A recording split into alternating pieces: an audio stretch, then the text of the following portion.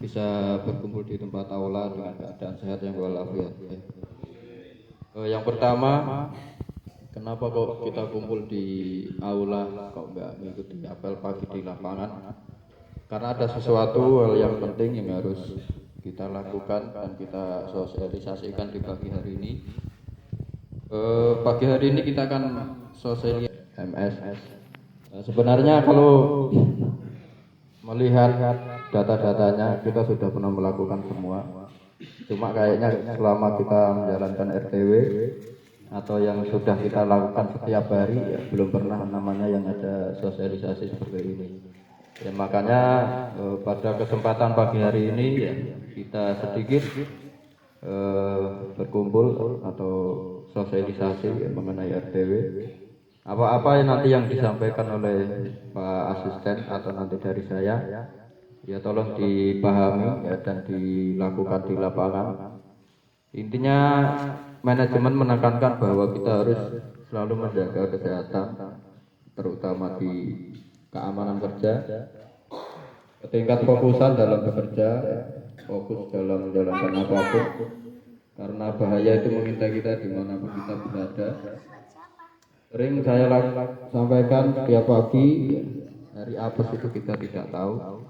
Makanya manajemen betul-betul menyoroti yang namanya safety, kesehatan, keselamatan dalam bekerja. Itu hal yang paling utama yang disoroti oleh manajemen, mulai dari kita kemarin di training, dari Pak Asisten, Mantan 1, bahkan tingkat askep, semuanya di training ya. Hanya menekankan masalah safety saja di masalah training yang kemarin. Enggak panjang lebar ya, karena waktunya juga sudah mepet. Nanti akan disampaikan ke Pak Bayu. Mohon semuanya nanti mendengarkan, tidak usah mikir ke sana ke sini ya, kita fokusnya di materi saja supaya juga dapat selesai. Itu minumannya dibagi aja Pak Imam. Sambil santai Pak ya. Ngerokok boleh, tapi jangan kena temannya, nanti malah rame. Helmnya dilepas aja Pak, biar nggak pusing. Santai aja, kita relax pagi hari ini.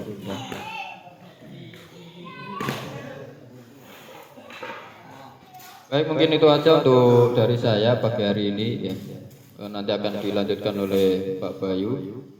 Mudah-mudahan apa yang beliau sampaikan ya, kita dengarkan dengan baik dan kita lakukan di lapangan dengan ikhlas. Mungkin itu aja, terima kasih. Selamat pagi Sanastra Group.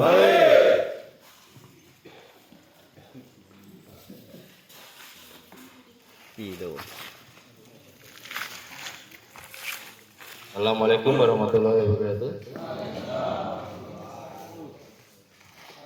Yang pakai helm dilepas dulu aja, Pak. Pak, itu yang di belakang maju aja, Pak. Yang di belakang maju. Ini jadi dua baris aja. Ini Pak, maju Pak. Maju, Pak. Sini aja Pak. Temani saya Pak. Pak, nggak apa-apa Pak. Sini aja duduk di depan temannya, nggak apa-apa.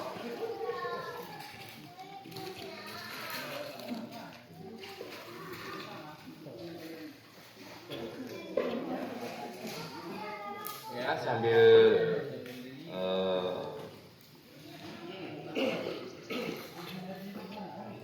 dibagikan minumannya, ya saya mau menjelaskan sesuatu terkait dengan apa yang disampaikan Pak Lumanin tadi.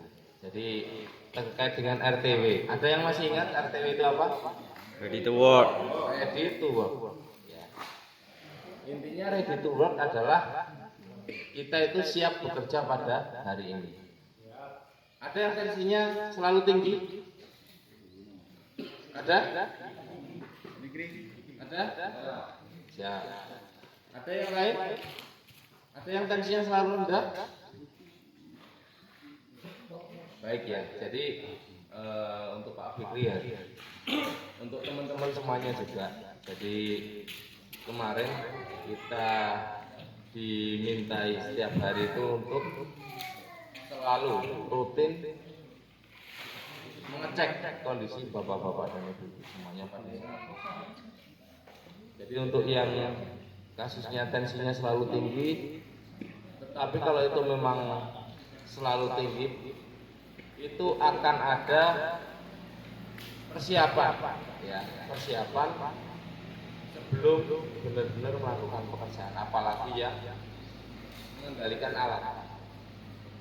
Jadi tujuannya adalah memastikan bapak-bapak atau ibu-ibu itu benar-benar siap dalam bekerja. Karena yang jelas beberapa waktu yang lalu kan ada kejadian, satu pingsan pada saat bekerja, dua kemarin belum lama ini kan yang saya sampaikan, dia mengendarai unit, tetapi karena bekerjanya itu sampai malam, sampai pagi, sampai selesai itu baru jam 2 atau jam 3 pagi, kemudian pagi itu sudah bekerja kembali. Nah, tiba-tiba pas mengendarai motor, mengendarai truk, kok ya micro slipping. Nah, jadi pada saat kita berkendara, kadang kalau kita terlalu capek itu kita sering tertidur sebentar gitu ya. Ada yang pernah merasakan seperti itu? Ada? Pasti sering ya. Yaitu kondisinya terjadi seperti itu. Kemudian apesnya di depan itu ada pembatas jalan ataupun kayak bu itu pas jembatan. Ya terkena terus terguling mobil. Nah itu yang bahaya Pak ya. Jadi intinya ready to work itu memastikan bahwa kondisi yang seperti ini itu tidak ada di tempat kita. Ya kalau misalnya kita muat sampai malam jam 8, ya usahakan jam 9 jam 10 kita udah istirahat. Itu untuk menjaga kita agar besoknya tidak mengalami hal yang seperti itu. Itu yang membawa alat. Yang manen juga sama. Apalagi kita memanen. Kita lihat ke atas terus ya. Kemudian kalau kita sedikit saja kita tertidur tadi, ngantuk gitu kan. Kalau pas kita ngegrek ya itu akan juga bahaya. Ya ini yang tidak boleh kita lakukan, bahwa persiapan di hari yang sebelumnya itu juga sangat penting. Jadi ada yang mau memberikan contoh ataupun bercerita bahwa pernah mengalami hal yang seperti itu, ada? Ada? Waduh kok kayaknya tegang banget ya. Oke, jadi kita sedikit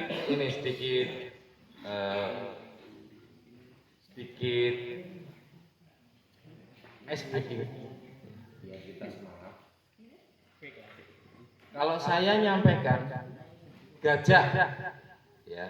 Kalau saya nyampaikan gajah, jawabannya besar, tapi sambil bergerak, gestur, gestur, kalau saya nyampaikan semut, kecil,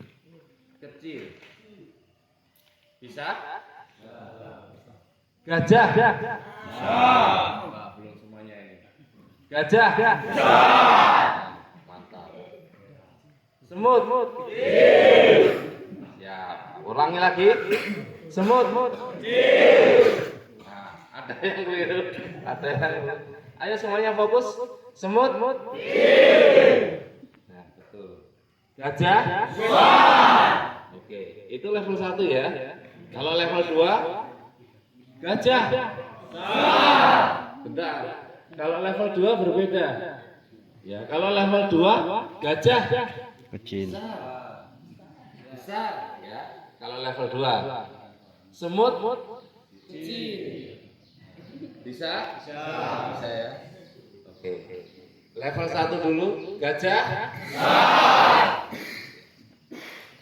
semut oke, ini level 1 ya. Nah, kita mulai level 2. Semut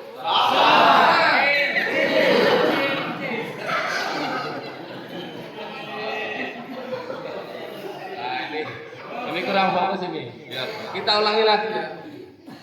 level 2. Semut semut harusnya itu kalau level 2 ya. Ulangi lagi itunya. Level 2 semut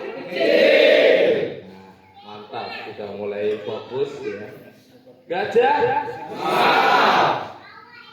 betul sekali. Tepuk tangan untuk kita semua ya. Oke, kita lanjutkan kembali karena sudah pada mulai fokus kembali ya. Jadi intinya adalah kita tidak perlu untuk mengalami kecelakaan kerja. Ya. Kecelakaan kerja itu hanya boleh kita pelajari dari pengalaman orang lain. Setuju ya?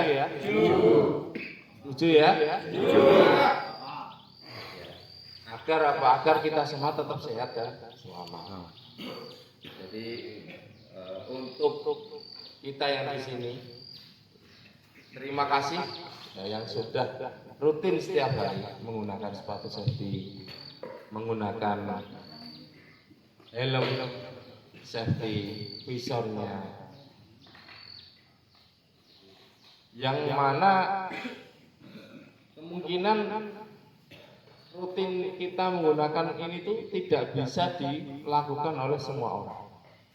Tetapi memang harus kita ingat bahwa penggunaan APD itu hanya 12%, atau kalau kita bagi itu 1/8 kasus kecelakaan kerja itu terjadi karena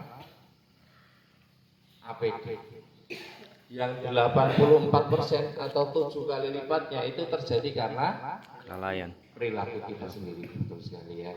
Jadi memang perilaku kita lah yang harus kita kelola. Ya, yang pertama satu tadi. Yang pertama satu, waspada. Bagaimana kalau kita waspada? Contoh ya, kita contohkan Pak Bayu Aziz. Pada saat beliau menjadi seorang penjaga gawang, kalau beliau waspada, atau Pak Dika Gangsar ya, kalau mereka waspada, otomatis bola yang mengarah ke gawang itu mungkin bisa ditepis. Tetapi kalau tidak waspada, biarkan sajalah, mungkin bola ini tidak akan masuk. Biasanya tidak akan masuk. Tetapi begitu ditendang ternyata masuk. Ya seperti itu yang kadang kita masih belum bisa memilah dan memilih. Faktor kebiasaan. Betul ya? Betul ya? Sebagian besar kecelakaan kita terjadi itu karena faktor kita sudah merasa terbiasa. Saya sudah biasa Pak masuk dalam blok seperti ini. Saya sudah biasa memanen seperti ini. Saya sudah biasa cemis seperti ini. Saya sudah biasa untuk bertindak seperti ini Pak. Tetapi selama ini aman-aman saja.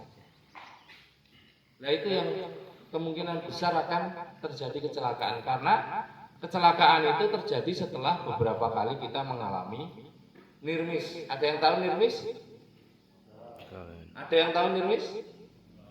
Nirmis adalah kejadian yang kita hampir celaka. Contoh ya. Contoh. Kita pada saat berjalan nyaris terjatuh. Nah itu salah satu kejadian nirmis.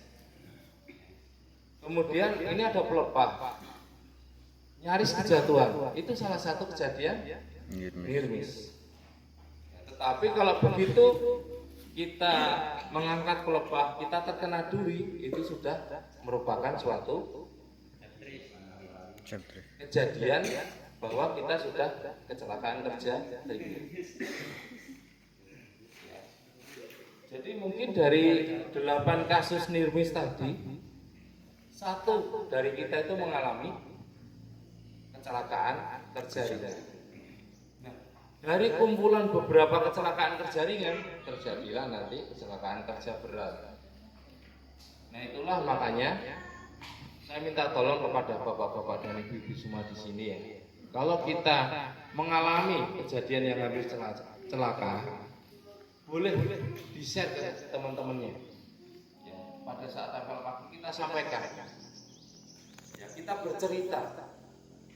Pak, Bu, kemarin saya mengalami kejadian hampir celaka di blok 4, di blok 8, di blok 11. Karena pada saat itu saya masuk ke blok kondisinya licin, saya terpleset. Nah itu contoh, seperti itu saja tidak apa-apa. Ya tujuannya apa? Tujuannya adalah biar teman-temannya itu tidak perlu merasakan atau mengalami hal yang sama, sehingga potensi kecelakaan tadi bisa kita atasi. Ya, bisa ya semuanya ya. Untuk itu mari kita sugesti. Silahkan kita berdiri. Kita lakukan kegiatan rutin kita mensugesti diri kita. Putri bisa geser dengan oke ya. Baik, tangan kanannya seperti biasa.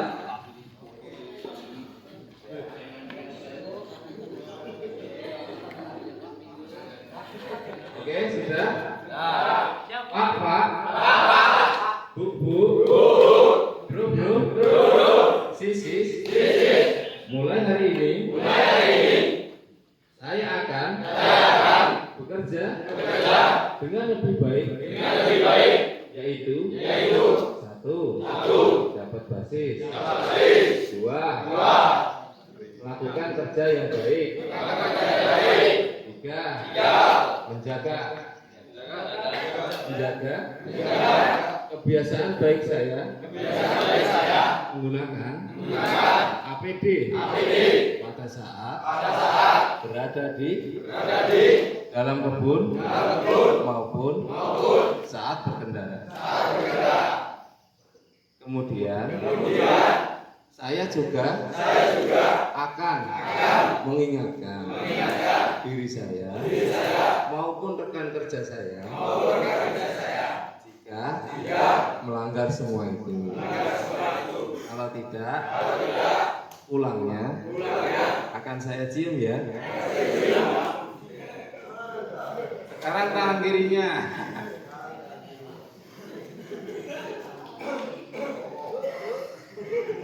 Sudah? Pak. Bu. Bro. Sis. Lakukan hal yang sama. Kalau tidak, akan saya cium kembali. Bener ya? Yakin ya? Kalau nanti yang di sebelah kanannya mengingat, yang di sebelah kirinya juga mengingat ya. Ya, silakan duduk kembali.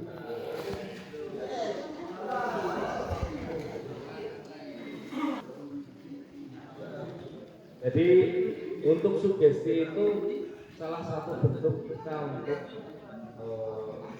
berusaha menanamkan bahwa apa yang kita memastikan ya, yang pertama kita dari pagi itu sudah positif dulu, berpikiran positif bahwa kita bisa menggunakan APD dengan baik. Setuju ya? Secara garis besar itu yang mau kita sampaikan ya, karena yang jelas pengalaman kemarin di Ekadura itu adalah kecelakaan fatal kita yang ketiga di tahun ini. Tahun lalu mungkin tidak ada yang terlalu fatal, tahun ini sudah 3 kali ya, dalam tahun itu ada rekan-rekan kita yang meninggal dunia ya, jadi itu yang manajemen itu pengen bahwa kita itu bisa belajar dari situ sehingga di tempat kita tidak ada kejadian yang serupa ya. Amin ya rabbal alamin. Nah kemudian untuk satu lagi ya, untuk bapak-bapak atau ibu-ibu yang menjalankan lembur ataupun juga nanti ada yang borongan ya, tetap sama ya. Pada saat kita bekerja di dalam blok dalam kondisi apapun itu harapannya bisa dilakukan tetap menggunakan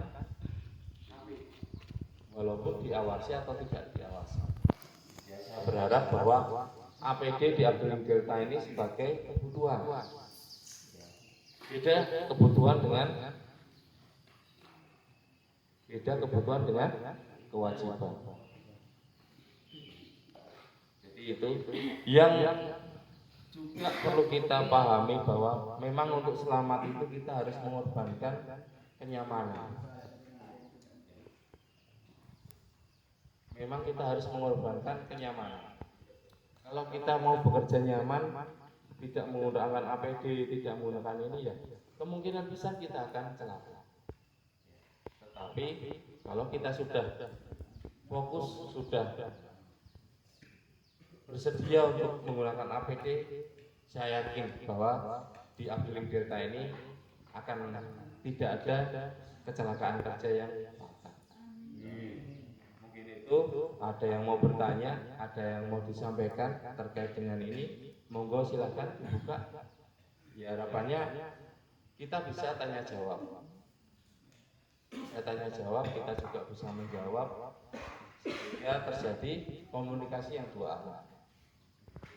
Ada yang mau bertanya? Ada yang mau